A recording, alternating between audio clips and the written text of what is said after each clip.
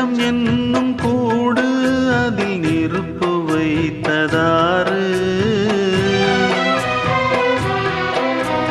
துன்பம் வந்த போதும் அதை துடைப்பதிங்கு யாரு? கலங்கும் போது சேரு, அது தெளியும் போது நீரு. கடவுள் போட்ட கோடு, அதை திருத்த போவதாறு?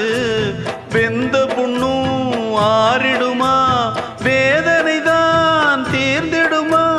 விண்ணுக்கும் மண்ணுக்கும் சம்பந்தம் உண்டுன்னு சொன்னது யாரு?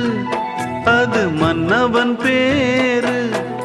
அந்த வானத்தை போல மனம் படைச்ச மன்னவனே, பனி துளிய போல குணம் படைச்ச தென்னவனே.